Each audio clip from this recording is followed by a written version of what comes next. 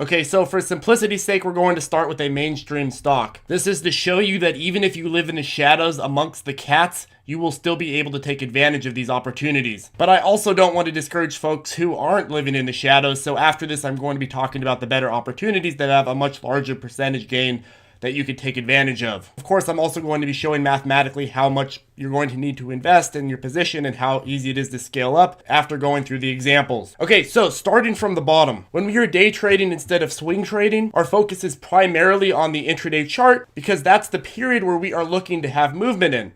We're trading intraday, so we need intraday movement. With day trades, we may still consider the longer term chart when planning out our trade, but when we're actually in the position, we're paying closest attention to the intraday chart. With swing trading, on the other hand, it's a completely different story. We are focusing and analyzing the much longer term chart for opportunities in a longer time span. So if we're looking at Facebook, we can track for a swing trading opportunity on a larger time span. For example, if we take the 180-day chart, we can see that this has the pattern of being oversold and then being overbought and then going back and forth. So we can look at this and say to ourselves, okay, well, Charlie, heck, every time the stock was oversold, it would have been a good position for me to hold it until it was overbought. And I would have made money each and every time if I followed that strategy. So saying that, you could tell yourself, okay, well, I know that in hindsight, this is 2020. I recognize this pattern now. So what can I do moving forward to take advantage of it? So in order to take advantage of it in the future, what you're going to need to do, you're going to want to first analyze to see how long it took each of the positions to recover once it was oversold. This is going to give you an idea of how long you're going to need to lock up your capital if you were to take a position. And to get a ballpark estimate on how long the position should take on average,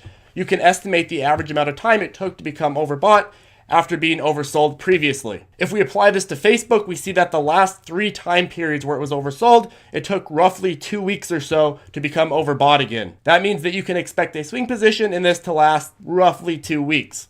Doesn't mean it will, but it will on average. And we're going to talk more about that in a second. But at the same time, if we had bought last time it was oversold and then held until it was overbought, that would have netted us about $15 a share. Now, this is only about a 2% increase.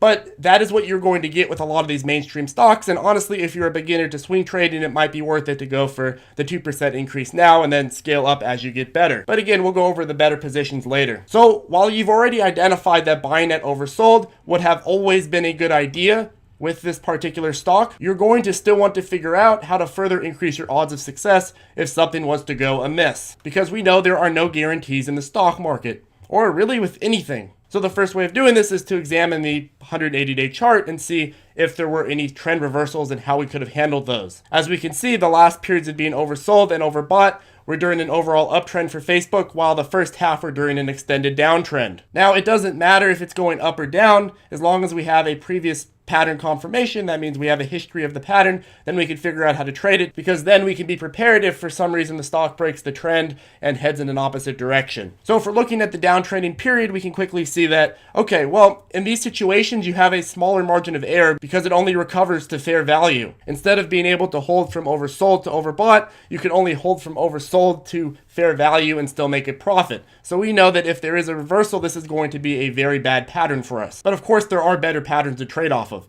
But in any case, this just gives you a smaller margin of error. So that means you're going to want to enter only if you have a pattern confirmation and a setup that provides enough price action to trade off of, such as Facebook did during this later period. If the trend reverses and you enter into a period where it's going downwards, you know that, okay, I need to get out at fair value, and then I need to just exit the position permanently. I'm not going to get back in until we see a trend reversal or a new pattern form. But the key here is that even with Facebook, taking advantage of this, even in a downtrending pattern, could allow you to have a decent amount of profitability just holding from oversold to the fair value. But of course, we want to have the largest amount of margin for error. So it's going to be super important that we have it where it's oversold to overbought. And if you're wanting to reach $100 a day from simply swing trading, you're going to need to focus on stocks that don't only have good setups, but also have the best setups. So AMD has been providing an excellent setup for us. This is actually the comeback king pattern. This is of course the pattern of overbuying and overselling on the RSI repeatedly within the same time period. But to judge the actual value behind this, we need to calculate how much we would make and how long it would take if we were to take advantage of this setup. So let's go ahead and look at the first example of an oversold opportunity with this stock. If we were looking at this point, we could see that buying in at oversold would have brought us into a position at about 1705 or so, and then simply holding until it was overbought would have given us an exit point at about $23. Now that's an increase of about 35%, and this increase happened between our entry on the 20th and our exit on the 3rd. That means it's about 2 weeks or so, maybe a couple days more. So with this opportunity, we could say to ourselves, oh, okay, Charlie, well, I see that in 2 weeks, this went from $17 to $23. That means that it has a pattern of giving a 35% return every time it's oversold, and within a 2-week time period. So that means I can strategically buy into this when it's oversold and then hold out when it's overbought and make my 35%. Of course, a safer way to calculate the percentage gain or potential percentage gain would be simply to go through each oversold and overbought period, add them all up, and then divide them by the amount to take the average. But you don't really need to do that. You could probably just eyeball them and figure it out on average. But if you can get a 35% return within 2 weeks, you can then decide whether or not your capital is best placed in this position. And if you have limited capital and don't have the ability to beat this return, then it's going to make sense for you to take this position. If you can't beat the 35% return with this capital based on any effort that you could do in the next 2 weeks, then you might as well take this one because it's going to be a passive position and you could potentially get that 35% return. And odds are strong that it'll take a lot less effort than if you were to say day trade for that 35%. But anyways, how much would you need to invest in order for this to be $100 a day, because that's the overall topic of this video? Well, assuming a 35% rate of return on this particular position, of course they're all different and you're going to have to adjust them specifically. On this particular position, if you were going to turn this into a $100 a day position, you would need to invest about $4,500 in order to achieve that goal. Now, I don't know if that's a big or small position size for you individually, but I do know that you can work your way up if it's too large. But just to explain the math behind this a little bit, after selling this position and overbought, if you're holding this for 2 weeks, that's roughly 14 days, and that comes out to about $112 a day, so you just made $112 a day, and boom, you have that extra $100 a day that we talked about in this video. The great thing is that with that $100, you can now afford to pay for that premium insurance for your tarantula, because tarantulas get out of hand. Okay, but let's say that you have more than $4,500 to invest, or let's say, you've scaled up your position using less than $4,500 and now you have $5,000 and you're like, okay, well, why don't I just keep doing $5,000? Instead of adding to a single position, it's a much better idea to scale into other positions. I understand the logic, and the logic is that, oh, okay, if I can make a consistent 20% return on one stock, why don't I just keep adding to the position, buying it at oversold, and then selling at it overbought over and over and over again, then just keep growing it exponentially. Well, that doesn't really work because the probability is never 100%, and if you keep doing that, maybe by the 10th or 11th time, you're probably going to wipe out a large portion of all your gains, and you're probably going to end up somewhere close to where you started. And that's not even considering like emotional factors that come with, larger position sizes. But let me explain this based on the statistics behind it. Now, if you enter any individual position, no matter what the pattern is, no matter if it's overbought or if it's oversold, there is a statistical likelihood that it will break the pattern. It may be a 5% chance, it may be a 1% chance. A lot of times it's usually like 10 to 20%. But let's just say for the point of argument that there's a 10% chance that any given stock is going to break the pattern at any given time. So just for the sake of this argument, we'll say there's a 90% chance that it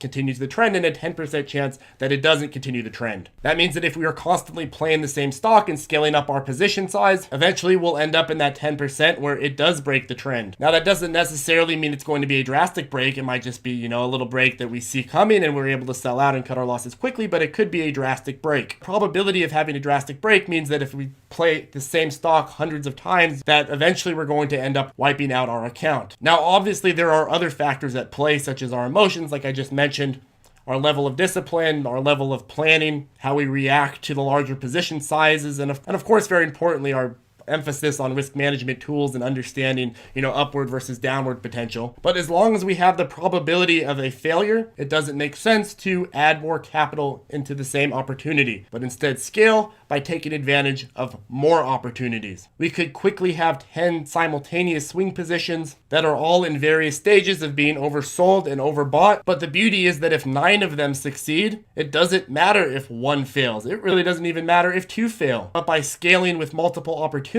we've now not only protected our capital, but we've also made money. But I guess that depends on how quickly you cut your losses on the last 2, but as we know, there's a boatload of early warning signs of reversals. Make sure you know those before entering swing positions, by the way. But in any case, the best way to scale your opportunities and improve your odds of success overall is by increasing the amount of positions where the odds are in your favor overall. You have the resources through indicators and previous pattern confirmation to keep the possibility as much in your favor as possible, but it will never be 100%. And that is why when it comes to swing trading, I recommend scaling horizontally instead of vertically. Okay, so another example of this would be AMRS. Now AMRS is a little lower and more volatile of a swing position, but it also has the previous pattern confirmation while harboring a lot of long-term upward potential. Now, one of the most effective ways to improve your overall probability of success with this is by trading stocks that not only fit the pattern for overbuying and overselling, but also have a large amount of upward gravitational pull with much higher resistance in the past. Think about this logically. If you were given an opportunity to buy two stocks with identical patterns over the last 3 months, but one stock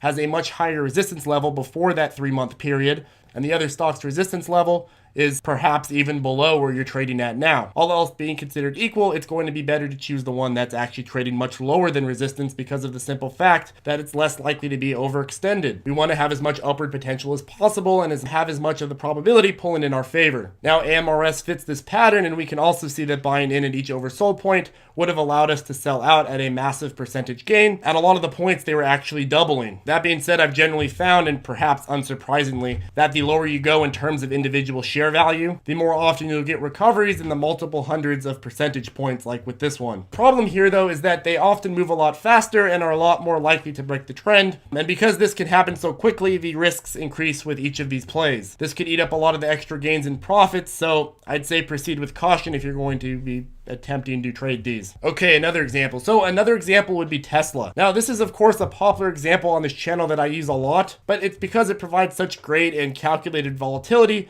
that regardless of the overall trend direction, be that upwards or downwards, you could still make a killing at buying it at oversold. But the key that this highlights is that if a stock is downtrending instead of uptrending, it's 100 times more important to sell out at overbought. If you hold past overbought and it continues its overall downtrending pattern, which obviously probability says yes it will if it's been downtrending for a long time, then the next time it reaches that overbought line, it's going to be lower in price. So don't hold aimlessly, always have a plan. I know I've said that before, but always have a plan and stick to that plan. Nonetheless, I know this example is beat down like a rabid dog because of the simple fact that I've used it so often, but honestly it has amazing price action. It's also important not to attempt a strategy on stocks like this one.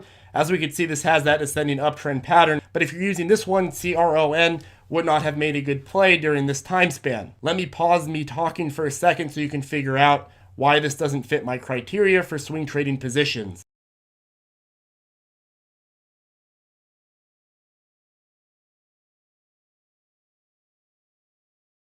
Well, the reason is because we don't have the overselling and overbuying. It's ascending too perfectly in order for us to have those opportunities where it was pushing back and forth. So while you could have swing traded this and made a lot of money, this strategy wouldn't have been able to tackle that. Of course, there are other strategies that you could have used to tackle that, right? But the strategy on this video, I feel, is the most actionable and is the most consistent for a lot of traders and the average person. And honestly, simplicity is key, and I really think that the average person would be much better off focusing on buying oversold stocks and selling out when they're overbought. Okay, so let's go ahead and summarize the whole video so you have an idea of what you just learned. In order to make $100 a day by swing trading, you're going to need to do the following. Number one, find stocks that have a history of being oversold and overbought during the same time period. Number two, find out what that time period is. Number three, buy in when they are oversold or undervalued. Number four, sell out when they are overvalued or overbought. And number five, scale this until you reach $100 a day. And of course, if there's a break of trend as an extra measure, you can set the broker to alert you